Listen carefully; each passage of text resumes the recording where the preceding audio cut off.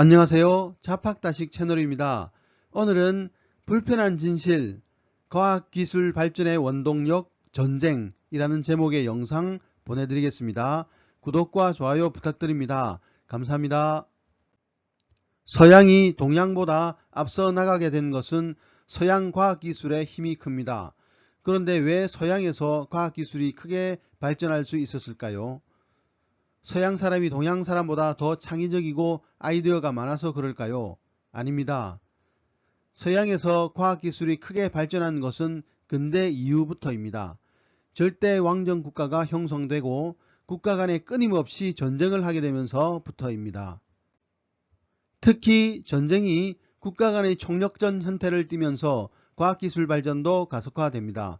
서양의 과학기술이 큰 발전을 한 데는 전쟁이 큰 역할을 하게 됩니다.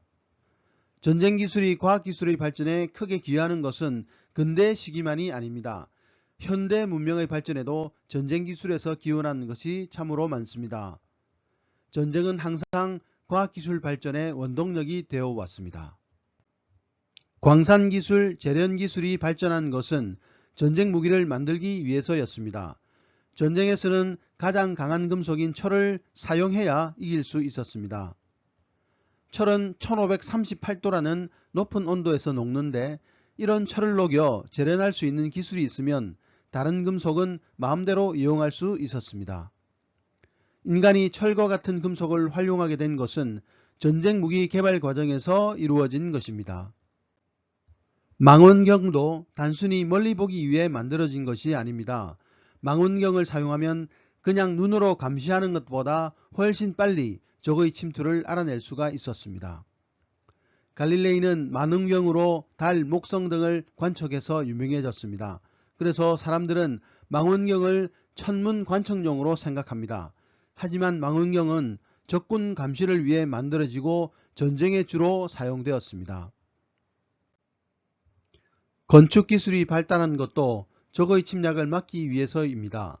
적이 벽을 넘지 못하도록 높은 벽을 쌓아야 했고 공성기 공격에 버틸 수 있는 튼튼하고 견고한 벽을 쌓아야 했습니다.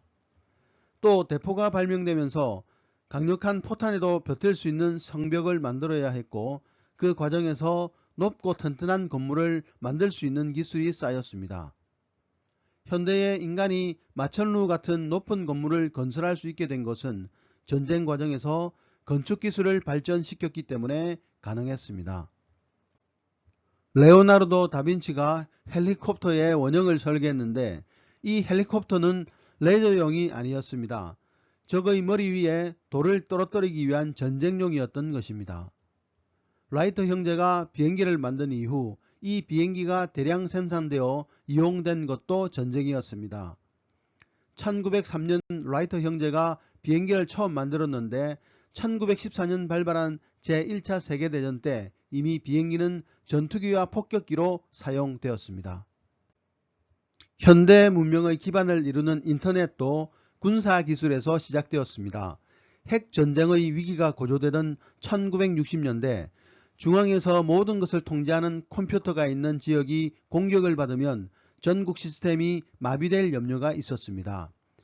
그래서 중앙에서 모든 것을 통제하지 않고 분산하여 정보를 처리할 수 있는 시스템 개발을 시작했습니다. 바로 여기에서 인터넷이 발명되었던 것입니다. 현재 스마트폰의 위치 기반 서비스, 자동차의 내비게이션 서비스는 군대의 위치 추적 시스템을 상용화한 것입니다.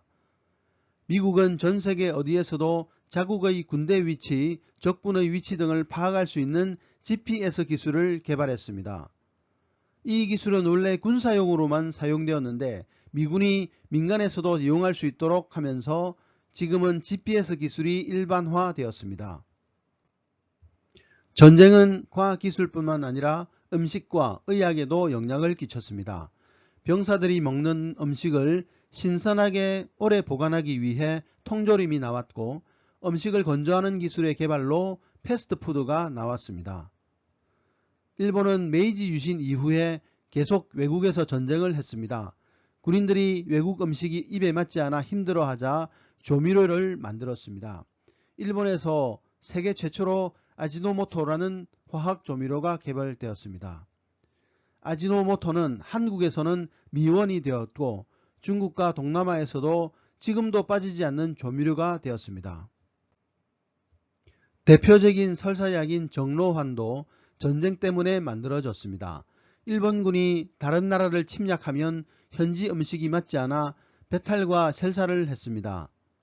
특히 만주에서 싸울 때 설사병이 큰 문제가 되었는데 일본군의 배탈 설사를 방지하기 위해 만든 약이 정로환이었습니다. 일반 기업에서는 이익이 크지 않으면 투자하지 않습니다. 그러나 국가가 전쟁에서 승리하기 위해서는 엄청난 투자를 계속하게 됩니다. 사실 현대 문명에서 소비재로 쓰이는 모든 기술은 군대에서 나온 것이라고 보아야 할 정도로 많습니다. 서로를 죽고 죽이는 전쟁을 통해 인류 문명이 발전하고 있다는 사실이 참으로 아이러니할 뿐입니다. 그러나 이제 전쟁은 안 됩니다. 단 한 번의 전쟁으로 우리 문명이 하루아침에 무너질 수 있기 때문입니다. 오늘의 참고도서는 말하지 않는 세계사였습니다. 감사합니다.